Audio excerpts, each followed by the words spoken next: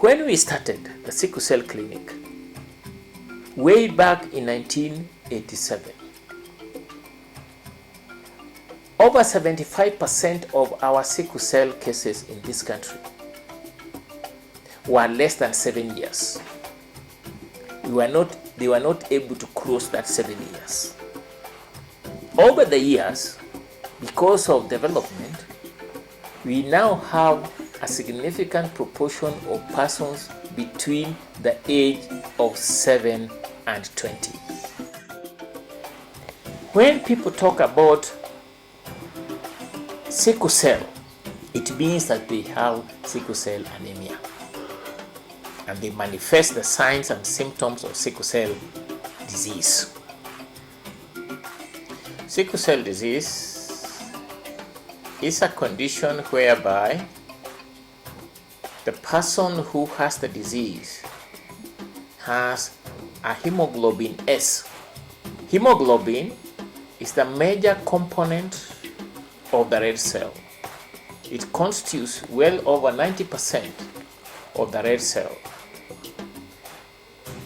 Therefore, if there is a problem with the hemoglobin, then the red cell becomes abnormal. The main signs are pain, yellowness, feeling tired easily, and feeling the heart beating fast. There are certain dependability factors. 1.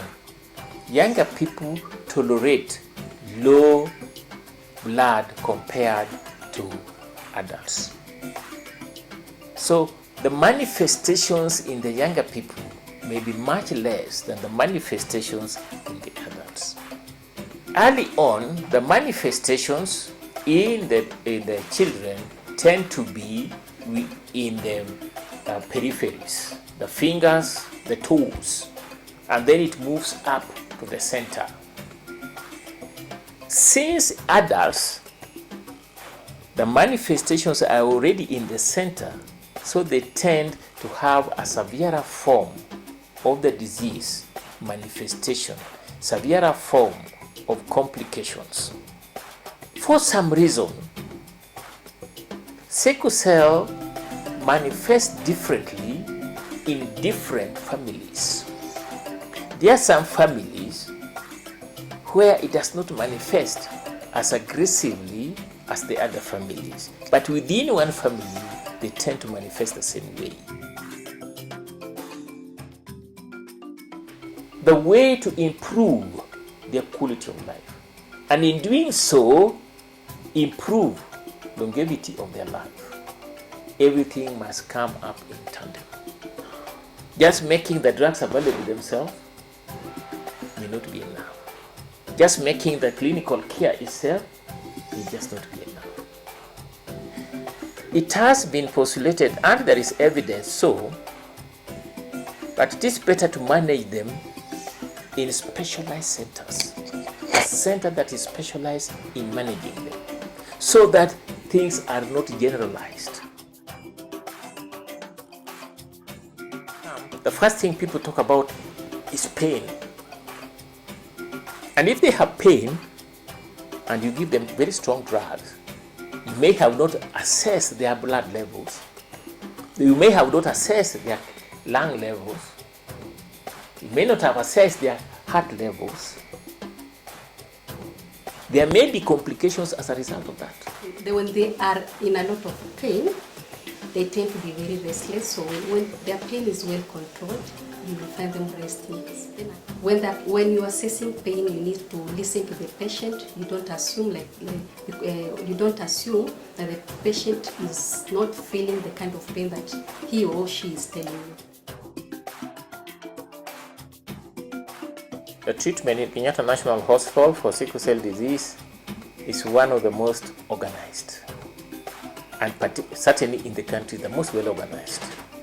First and foremost, it has the specialist. And the specialist not only in the clinical setting but also the laboratory backing. It has also the setting in the sense that the nurses and everybody knows that this is sickle cell and this will be handled that way.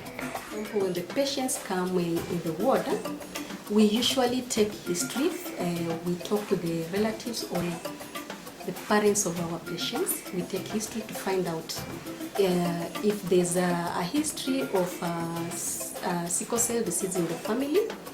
And we also want to inquire about the other siblings, if they have ever been done a sickling test, because you know that most of sickle cell is mostly a hereditary disease. So by taking the history, you might find out and educate the patient that whatever your patient has, it's because of the what you have said about the lineage of your family. We tend to admit about between 4 and 6 sickle cell cases per week. We have 2 clinics per week. Because of the number, the adults now separated from the children. Children alone, we see between 20 and 30 per week on a Monday clinic. Adults, slightly less than that. Adults would be about 15 per week on a Tuesday. But this is the largest clinic, because we also work at the referral center. The most sophisticated cases do come here. There are 3 important areas of care which they require. 1, when we have a sickle cell, we must determine what brought them to the hospital. Most of the time, we admit patients with sickle cell who are in a crisis. And the most important thing to consider when handling these patients is, 1, they're usually in a lot of pain, so you have to do pain control by use of pharmacological measures or non-pharmacological measures. In pharmacological measures, I mean use of medications like the painkillers. Then the non-pharmacological methods, I mean like you can use ice cubes to put on the swollen joints to reduce pain.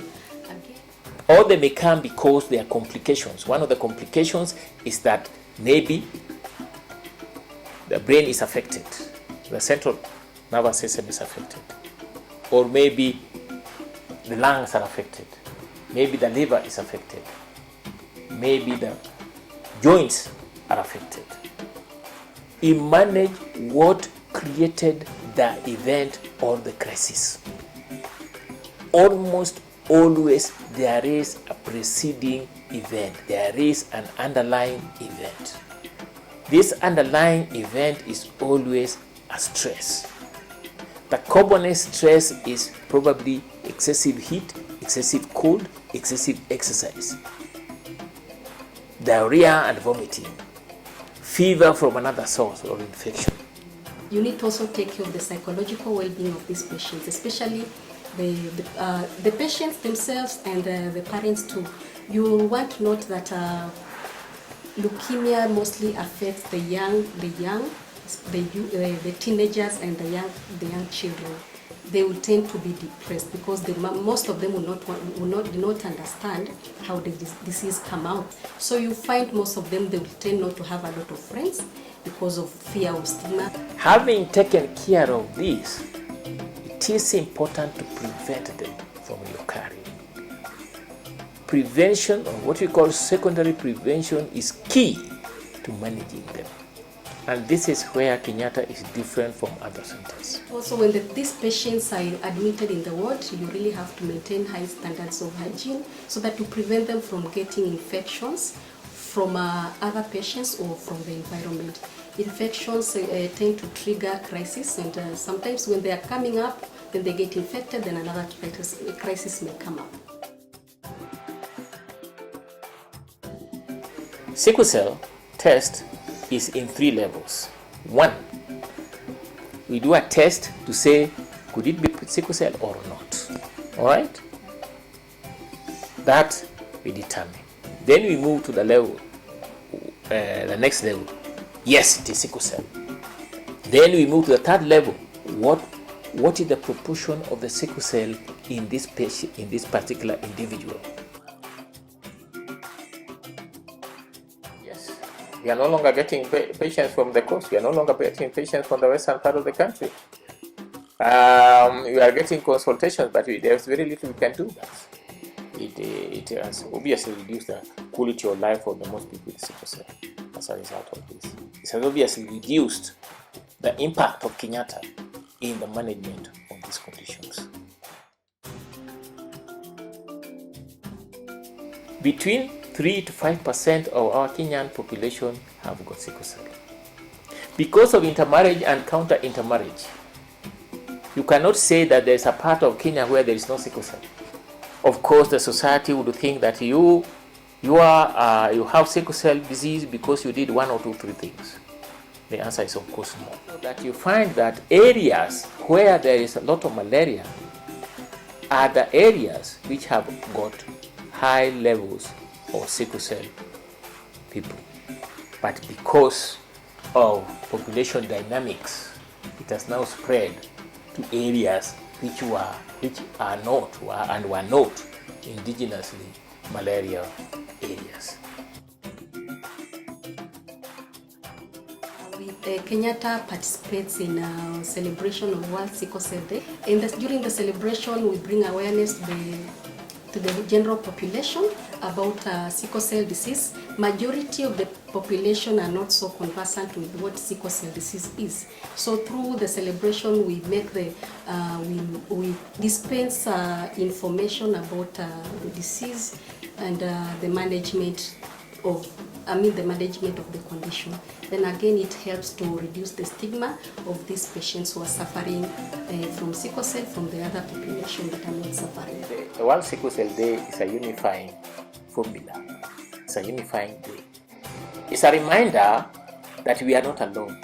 It's a reminder that the whole world is concerned, because the whole world is affected. So it is important that Sickle Cell Day be celebrated in a global sense and be understood that way. You are not alone. We are there for you. Kenyatta is there for you. When we can't provide a service, we'll tell you how to get that service. As a caregiver, I will say that sickle cell disease is not a death sentence. It is a disease that can be managed, and if well controlled, people can live a normal life and reach their goals in life. If you have a feeling that you get into what is called a crisis, see a doctor as soon as possible. If you have a feeling that you could be developing a crisis, take fluid, take a light painkiller. I must advise that do not take such strong drugs as morphine at home without the supervision of a well-qualified medical doctor, and I emphasize that. Call us. We are ready and available 24-hour service.